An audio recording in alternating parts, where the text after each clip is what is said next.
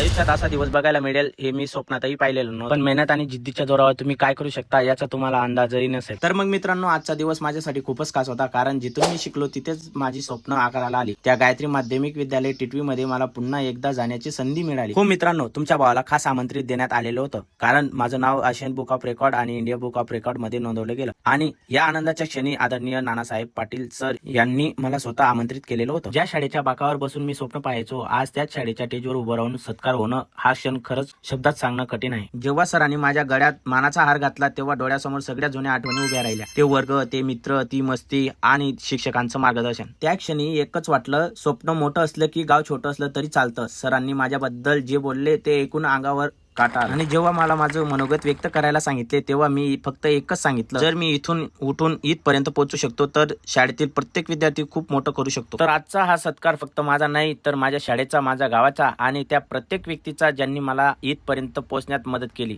गायत्री माध्यमिक विद्यालय टिटवी हे फक्त शाळा नाही, हे माझं स्वप्न पूर्ण होण्याचं ठिकाण आहे.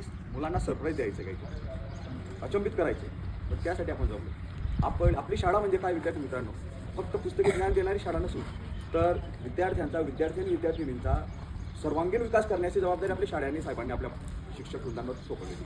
मग त्याच्या प्रयत्नांत त्याची एक फलश्रुती म्हणून आपल्या शाळेचा माजी विद्यार्थी 2020 बॅचचा 10वी पास विद्यार्थी हलाखीचं जीवन फक्त आईंचं मार्गदर्शन, साहेबांचं मार्गदर्शन, शिक्षकांचं मार्गदर्शन आणि वेळोवेळी केलेला अभ्यास आणि त्याचबरोबर रेग्युलर शाळेत येणे, वेळेचा अभ्यास वेळेवर करणे आणि आपल्यातील आत्मसात गुण विकसित करण्याचा प्रयत्न करणे, याची फलश्रुती म्हणून आपला शाळेचा माजी विद्यार्थी कृतिकुमार राजेंद्र सोनवणे याचं 10वी पास झालं.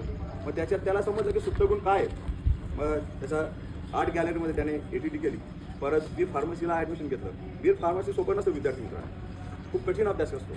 अभ्यास तर सगळे सोपेच असतात, पण वेळोवेळी मार्गदर्शन, साहेबांचं मार्गदर्शन, वेळोवेळी फोन करणे, साहेबांचं मार्गदर्शन घेणे, शिक्षकांचं मार्गदर्शन करणे, याच्यातून त्याने कुठेतरी यशस्वीतेचा शिखर गाठलेला आहे. माध्यमिक व उच्च माध्यमिक विद्यालयात आज जो विद्यार्थी ज्याने प्रयत्न तोची परमेश्वर म्हणतात असं प्रयत्न करून जगामध्ये आपल्या शाळेचं नाव, आपल्या गावाचं नाव, आईवडिलांचं नाव आणि गुरुजनांचं नाव लौकिक केलं, असा आपला आदर्श असा विद्यार्थी कीर्तिकुमार राजेंद्र सोनवणे उर्फ माडी. सोनवणे म्हटलं म्हणजे बरेच सोनवणे मुलांमध्ये, पण या लहान मुलांना कळायला पाहिजे की माडी समाजातून जसं सावता महाराजांनी जन्म घेतला, देव देव देव काय करता, मी माझ्या कष्टातून कांदा आणि मुळा तोची भाकर असं जे खायला भेटलं, चटणी भाकर अशा याच्यातून कष्ट करत असताना शेती केली. शेती करता करता